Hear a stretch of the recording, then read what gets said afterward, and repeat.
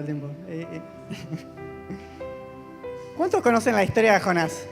Yo creo que es una historia bastante conocida alrededor de la iglesia, porque ¿quién no recuerda el predicador que se fue lejos de la presencia de Dios para escapar, para evitar compartir la palabra, ¿no? Porque se le había ordenado que vaya a predicar a Nínive, pero él no, él se fue para Tarsis, se fue en barco.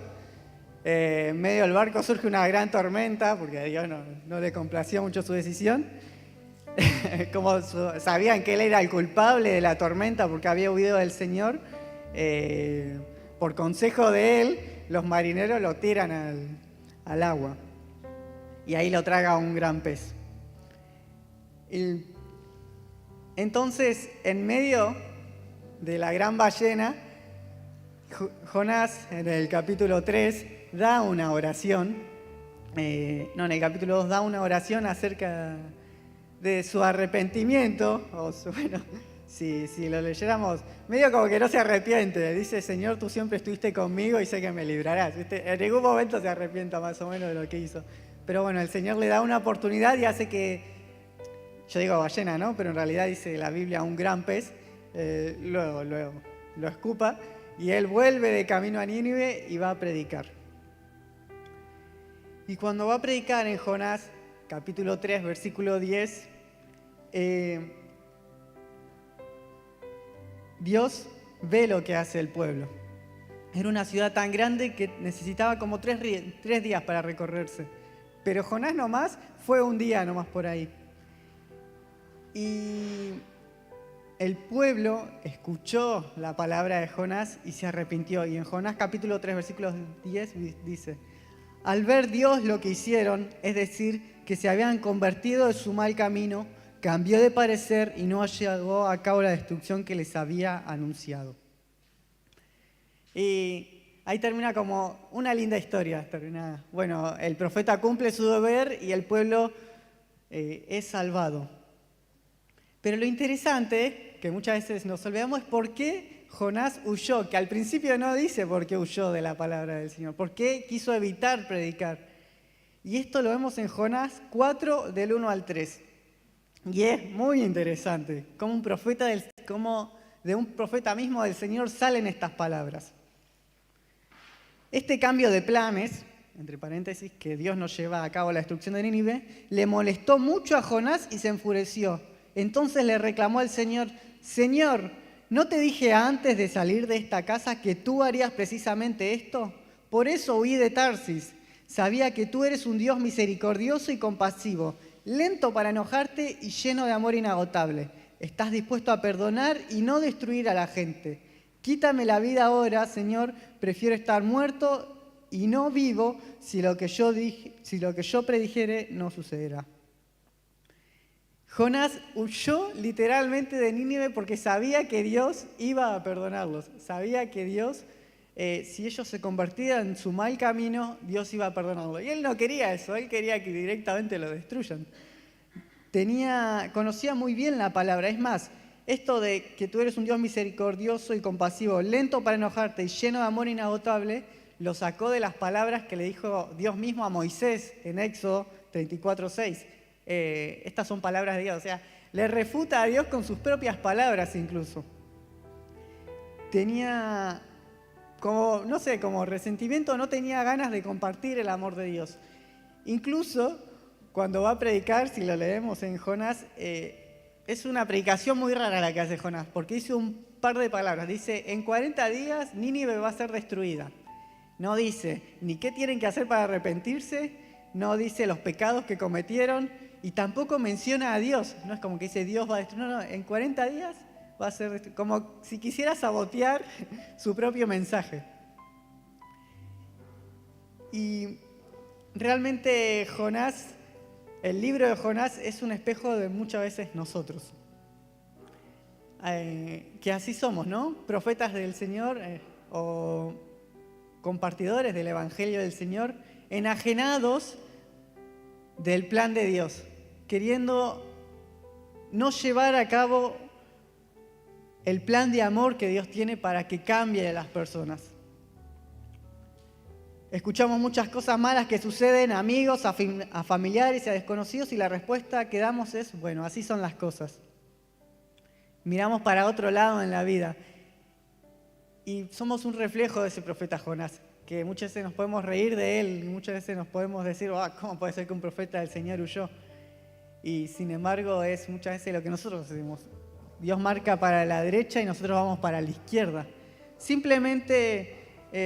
quizá en nuestros corazones no es que está, espero que todos sean destruidos, pero hay una falta de entendimiento por la compasión del Señor hacia los que nos rodean, que nos lleva a no entregar el amor. El entregar el amor que Dios nos dio no lo compartimos. Ejemplos. ¿Sabés si alguien cercano a vos tiene alguna necesidad? Seguramente que sí, y si es que no sabemos que alguien tiene una necesidad alrededor nuestro es porque justamente vivimos enajenados, abstraídos de los que nos rodean. Interveniste para saber si podías hacer algo, llamaste, enviaste un mensaje, ¿pudiste orar siquiera por esa necesidad? Si supiste y no pudiste hacer nada, ¿por qué fue? ¿No tuviste tiempo? Quizá la persona que tiene esa necesidad te cae mal, como Jonás. O quizás no te interesó, pero no estamos acá para juzgarnos los unos a los otros ni señalar a uno con el otro, sino cada uno pueda tener una mirada hacia el interior suyo y que nadie esté señalando al otro, sino uno mismo, a uno mismo. Esta pregunta hacérsela a uno mismo, siempre. Y me encantó la respuesta que Dios le da a Jonás con respecto a su actitud, que nos cambia el panorama, nos cambia la manera de ver las cosas. ¿Cuál fue la respuesta de Dios? Lo encontramos en Jonás 4, versículos 5 al 9. Resulta que cuando Jonás vio que no iba a ser destruida la ciudad porque se arrepintió de todos sus pecados, Jonás se va fuera de la ciudad a observarla, a ver si sucedía algo más. Y cuando se queda allí, Dios hace crecer una planta que lo proteja del sol, lo cubra con su sombra, le dé frescor, lo permita estar alivianado. Y Jonás se alegra muchísimo por la planta esta. Sin embargo, Dios envía también un gusano para que mate la planta y se seque.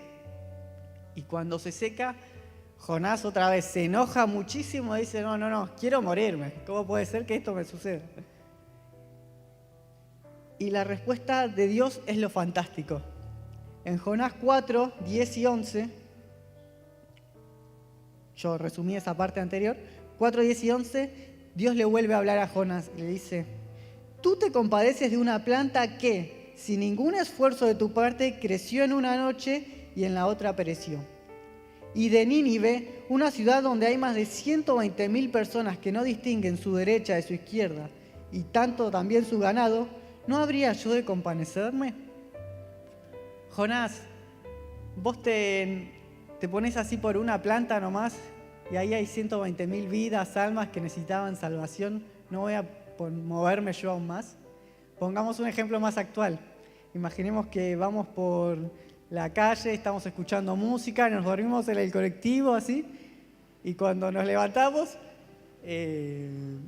no tenemos el celular, ya no se escucha la música. ¿Cómo se pondrían? Nos pondríamos, creo que la mayoría, bastante furiosos, enojados, a la vez nos lamentaríamos mucho, es algo que nos costó, es algo donde teníamos muchas cosas. Es una herramienta del día a día el celular. Y Dios nos dice, bueno, vos te lamentás por un celular que por unos pesos, por un esfuerzo, pero a la vez por unos pesos, vas a poder comprarte otro, vas a poder tenerlo. ¿Cuánto yo más no me voy a sentir más angustiado por las personas que te rodean que necesitan mi amor, que necesitan compasión de parte de mí? Y esto es lo que nos dice el Señor. Si nos preocupamos tanto por cosas que a la vez son significantes, ¿cuánto más no deberíamos preocuparnos por el que tenemos al lado, por quien tenemos enfrente, por quien se está cayendo a nuestro alrededor? Filipenses 2, 3 al 9 dice, no hagan nada por egoísmo o vanidad, más bien, con humildad consideren a los demás como superiores a ustedes mismos. Cada uno debe velar, no solo por sus propios intereses, sino también por los intereses de los demás. la actitud de usted debe ser como la de Cristo, quien, siendo por naturaleza Dios, no consideró ser igual a Dios como algo a que aferrarse. Por el contrario, se rebajó voluntariamente, tomando la naturaleza de siervo y haciéndose semejante a los seres humanos. Y al manifestarse como hombre, se humilló a sí mismo y se hizo obediente a la muerte y muerte de cruz. 1 Corintios 10:24 dice: ninguno busque su propio bien, sino el del otro. Romanos 15:2 dice: deberíamos ayudar a los otros a hacer lo correcto y edificarnos en el Señor. La Biblia es clara, nos llama a que estemos en comunidad. Dios formó la iglesia y nos formó los unos a los otros. Dios quiere que vivamos, que nos congreguemos, y está bien, me gozo por cada uno de los que estamos acá y que a la vez adoremos al Señor, y se cortó la luz y seguíamos alabando al Señor, pero con esa misma devoción que amamos al Señor, también debemos amar sus planes, también debemos amar a los demás hermanos en Cristo, y así nos vamos a beneficiar.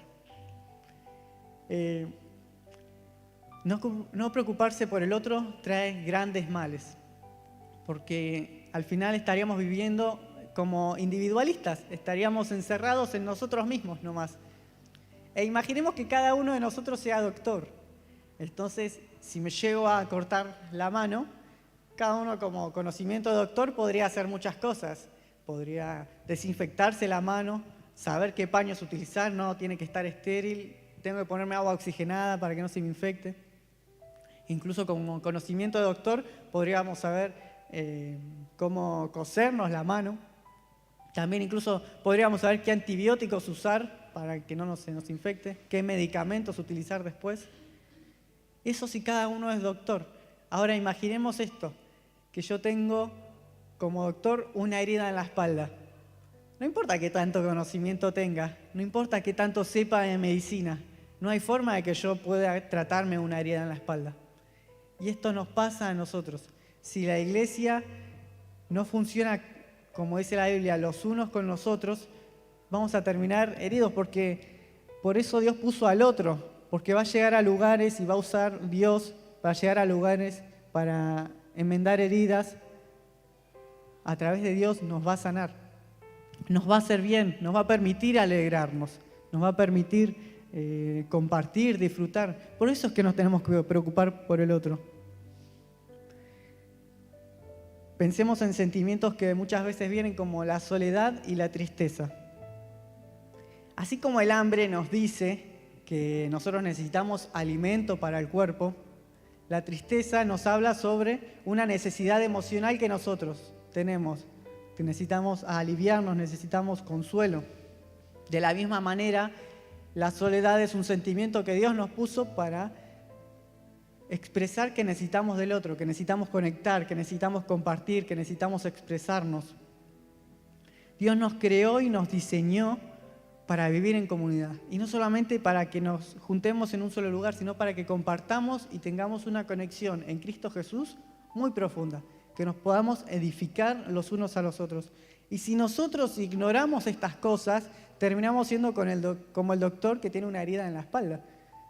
No nos vamos a poder hacer bien a nosotros mismos, y a la vez, por no preocuparnos de los demás, no le vamos a poder hacer bien. Lo que va a llevar a una herida general en la iglesia, de desabandono, de soledad, de tristeza, lo cual es muy preocupante, porque justamente Dios quiere sanar y quiere llenar de gozo el corazón de cada uno. Y si bien Dios tiene experiencias personales con cada uno, es muy probable, y siempre sucede también, que utilice al otro para bendecirnos y que nos quiera utilizar a nosotros para bendecirnos. Ignorando ese llamado como Jonás, solo causamos la destrucción del otro y de nosotros mismos. Romanos 12, 6 al 18. Son varios versículos, pero es muy clara la palabra. Dios en su gracia nos ha dado diferentes dones para hacer bien en determinadas cosas. Por lo tanto, si Dios te dio la capacidad de profetizar, habla con fe que Dios te ha concedido. Si tu don es servir a otros, sírvelos bien. Si eres maestro, enseña bien. Si tu don consiste en amar a los demás, en animarlos, anímalos. Si tu don es dar, hazlo generosamente. Si Dios te ha dado la capacidad de liderar, toma la responsabilidad en serio. Y si tienes don de mostrar bondad a los otros, hazlo con gusto. Otra vez habla de la responsabilidad que nos da con respecto a nuestros dones. Que bien podemos ser como Jonás e ignorar utilizar esos dones para los demás, o podemos utilizarlos y ser de bendición. El versículo 9 continúa en Romanos 12. No finjan amar a los demás, ámenlos de verdad, aborrezcan lo malo, aférrense a lo bueno, ámense unos a otros con afecto genuino y deleítense al honrarse mutuamente. No sean nunca perezosos, más bien trabajen con esmero y sirvan al Señor con entusiasmo. Alégrense por la esperanza segura que tenemos. Tengan paciencia en las dificultades y sigan orando. Estén dispuestos para ayudar a los hijos de Dios cuando pasen necesidad. Estén siempre dispuestos a brindar hospitalidad. Continúa hablando sobre cómo una iglesia debería funcionar. Y una iglesia no funciona sino por las mínimas partes que la componen, que somos cada uno de nosotros. Entre todos formamos un cuerpo de Cristo. Bendigan a quienes los persiguen. No los maldigan, sino pídanle a Dios en oración que los bendigan. Alégrense con los que están alegres y lloren con los que lloran. Vivan en armonía unos con otros. No sean tan orgullosos como para no disfrutar de la compañía de la gente común y no piensen que lo saben todo. Nunca devuelvan a nadie mal por mal. Compórtense de tal manera que todo el mundo vea que ustedes son personas honradas. Hagan todo lo posible por vivir en paz con todos. Me gusta este versículo que dice: alégrense con los que están alegres, lloran con los que lloran. Y es muy fácil estar con los demás en los mejores momentos. Y no tiene que ver con echarnos la culpa por esto. Muchas veces tiene que ver con la inseguridad que nosotros mismos tenemos por los problemas que nos rodean. Entonces, si alguien está mal, qué complicado, ¿no? Acercarse a alguien que está mal cuando uno no tiene una respuesta. Pero ahora lo vamos a ver más adelante. Dios no nos llama a tener una respuesta a nosotros, sino a que Él va a actuar por medio de nosotros. Así como le dio palabra a Jonás, nos va a dar palabra a nosotros. Pero tenemos que estar en las buenas y en las malas. No sean tan orgullosos como para no disfrutar la compañía de la gente común. Y se refiere a la sectorización que muchas veces hacemos de quién nos puede llegar a caer bien y quién nos podemos llegar a caer mal dentro de la iglesia mismo, ¿no? Pero Dios nos ha puesto en un mismo cuerpo por una razón, porque podemos estar conectados, porque tenemos una cosa en común que nada lo va a poder quitar, que es Jesucristo. Y hagan lo posible por vivir en paz con todos, qué importante, ¿no? No, ya no voy a poner la maceta acá donde le molesta al hermano o a la hermana, no, voy a poner de este lado. Ya no voy a ocupar este asiento que acá se sienta este hermano y bueno, quizá es un capricho, ¿no? Porque yo qué sé, tiro una idea. Pero bueno, está bien, si él que se quiere sentar acá, que se sienta acá. No vamos a generar conflicto. Este hermano siempre llega tarde porque pierde el colectivo, porque se le complica. Le voy a ver si necesita, quizás como yo paso por esa cuadra, le levanto y vamos juntos a la iglesia con el auto. Este hermano quizás le molesta ver estas publicaciones, no le son de bendición, yo qué sé. Entonces voy a dejar de compartirlo. Y no es que tenemos que vivir por los demás por capricho, ¿no? No tenemos que ceder a los caprichos de los demás, porque eso también hace mucho mal a la iglesia. No nos vayamos a un extremo, no nos vayamos a, desvivir por los demás y terminar siendo pisoteados. Sino hablo de edificarnos. Y si una buena acción edifica, hagámoslo. A veces también lo que edifica es un freno. A veces lo que también edifica es una exhortación, una enseñanza. Pero entiendan a lo que me refiero, que cada situación Dios nos puede utilizar de manera concreta, ya sea haciendo cosas, diciendo cosas, moviéndonos con nuestro don, pero el tema es movernos y tratar de conectar. Las instrucciones de la Biblia son claras, porque si no sembramos amistad, no sembramos hermandad, tampoco podemos esperar cosecharlo. Si nosotros no llamamos, no oramos, no exhortamos, no enseñamos, no animamos al de al lado para que alabe con nosotros, No podemos esperar retribución de eso después. Si una iglesia no siembra hermandad, nunca va a cosechar hermandad y al final todos vamos a terminar divididos por X razón. Una casa siempre va a estar limpia mientras se limpie, porque el polvo y la suciedad siempre va a entrar. Podemos dejar que se deteriore con el tiempo o cuidarla nosotros. A su vez, si ya tenemos hermandad, eso hay que cuidarlo. Si no, se deteriora, como todo. Y me gustaría cerrar con una enseñanza que nos dejó Jesús acerca de esto también. Está en Marcos 6, 34 al 37. Cuando Jesús salió de la barca, vio una gran multitud y tuvo compasión de ellos porque eran como ovejas sin pastor. Entonces comenzó a enseñarle muchas cosas. Al atardecer, los discípulos se le acercaron y le dijeron: este es un lugar alejado y ya se está haciendo tarde. Despide a las multitudes para que puedan ir a las granjas y aldeas cerca a comprar algo de comer. Jesús les dijo: denle de comer ustedes. ¿Con qué?, preguntaron. Tendríamos que trabajar durante meses para ganar suficiente a fin de comprar comida para toda esta gente. Y acá vemos una vez más la situación, ¿no? Donde los hombres fallan, Jesús actúa. Para quien no conoce la historia, al final Jesús sí alimenta a los 5.000 a través de un milagro que multiplica panes y peces. Y acá vemos el motivo por el cual actuar, el motivo por qué debemos hacer todas estas cosas. Y lo dice ahí mismo. ¿Por qué actuó Jesús? Vio la gran multitud y tuvo compasión de ellos porque eran ovejas sin pastor. No hay otro sentimiento que deba movernos más de esto, compasión. Y compasión no es solamente ponerse en los zapatos del otro y sentir lo mismo que el otro, sino también es actuar a raíz de ello y ver qué podemos hacer. ¿Qué hizo? Y esto también nos vuela a la cabeza.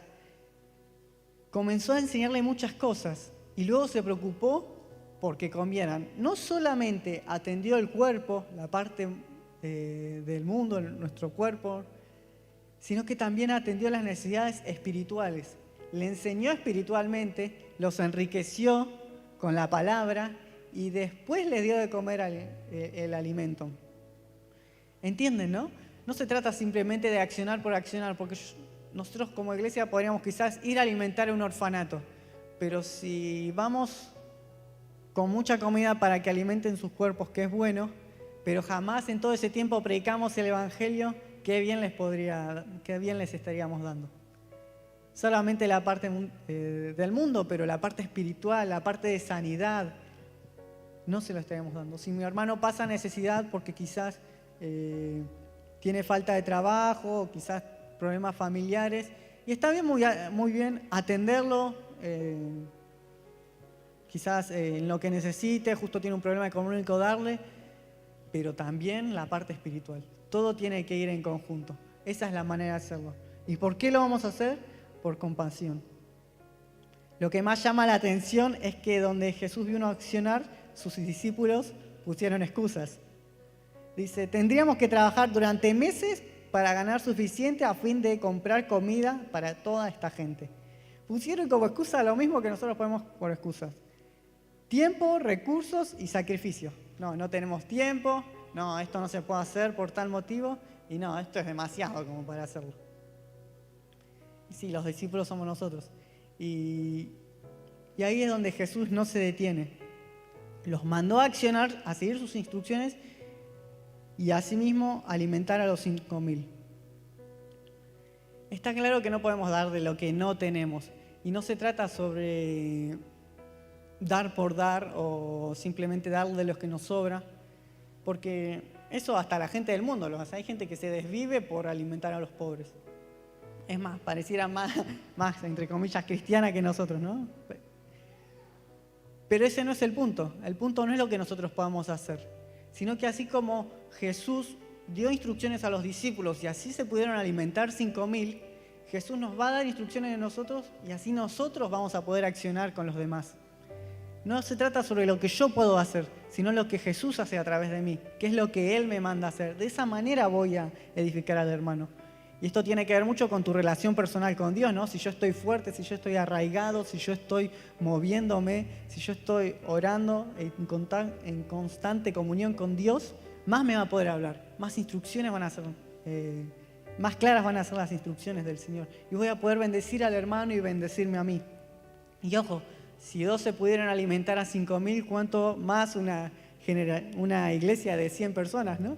En ese momento eran 12, ahora imagínense todas las congregaciones unidas que forman la iglesia, ¿cuánto más bien le podríamos hacer? Pero esto depende de tener compasión por el que está al lado, tener una comunión con Dios que nos permita escuchar las instrucciones de dónde está la necesidad. Se trata de nosotros haciendo lo que Jesús haría. No hay mucho más para decir. El pastor estaba hablando durante todos estos domingos acerca de la iglesia, de cómo debería funcionar, de cómo debería ser en unión. Y es así. Estoy seguro que tu hermano al lado tiene necesidades. Y estoy seguro que vos también tenés necesidades. Si vemos al de al lado, al de atrás o adelante, y algo necesita. Por eso ahí es donde nosotros debemos estar. Así como quizás estamos destrozados, Dios nos va a dar una palabra para el al lado. Y el de al lado va a tener una palabra para vos. Y así mismo se va a hacer, no sé si vieron la película Cadena de Favores, pero así mismo nos vamos a hacer bien los unos a los otros todo el tiempo. Y de eso se trata. Me gustaría cerrar con una oración, como siempre, aceptando el reto de movernos por la necesidad del otro. Y no simplemente porque sea una responsabilidad o porque alguien lo dijo, sino por compasión. Mi hermano tiene una necesidad. Y si vos tenés una necesidad concreta, también poder llegar a expresarla, ¿no? Porque bueno, a veces estamos perdidos o a veces estamos muy adentrados. También comunicarle al que tengo al lado, tengo esta necesidad. Y como iglesia movernos por compasión, por quien sea más débil, por quien esté más triste, ir moviéndonos. Que el fuerte ayude al débil. Señor y Dios, te doy gracias por esta palabra que tú nos das, Señor. Palabra que nos da aliento y nos da vida porque, Padre, nos demuestras que tú vas a trabajar a través de nosotros, Señor. Que tú pusiste al de al lado para bendecirme, Señor. Que tú nos diste una amistad, una hermandad, Señor, para poder crecer en ti, Jesús. Que ese lazo no va a ser cortado porque es forjado por ti, Cristo Jesús. Porque tenemos un mismo Señor, un mismo Espíritu Santo, una misma palabra, una misma fe, una misma comunión, papá. Papá, haznos ver las necesidades que tenemos, Señor. Haznos vernos los unos a los otros. No queremos ver más con ojos mundanos, papá, sino ver lo que tú ves, Padre Santo, Señor. Que tú nos guíes, Señor. Que podamos llevar el amor que tú nos das, Señor. Que podamos llevar la palabra que tú nos das. Padre, Señor, te agradecemos. Porque aún siendo como niños, Señor, y muchas veces yendo para Tarsis, Señor, como Jonás en vez de para Nínive, tú nos traes de vuelta, papá. Te pedimos perdón si muchas veces dimos un medio giro ignorando tu palabra, Señor. Te pedimos perdón porque muchas veces hemos pecado contra ti al no tener compasión por aquellos que necesitan, Señor. Porque quizás un versículo, Señor, nomás lo hubiese cambiado todo y nosotros fallamos en compartirlo, Señor. Te pedimos que la compasión nos mueva, Señor, desde el interior. Que tú pongas compasión dentro de nosotros para predicar el Evangelio a los que no te conocen, Señor, que tan necesitados están. Para dar palabra de aliento y refuerzo. Reír con los que ríen y llorar con los que lloran. Te bendigo, Padre Santo, Señor. Te glorificamos y como iglesia nos unimos para honrar tu nombre, Señor, y seguir tu mandato, Padre Santo. Tu nombre, Cristo Jesús. Amén y amén.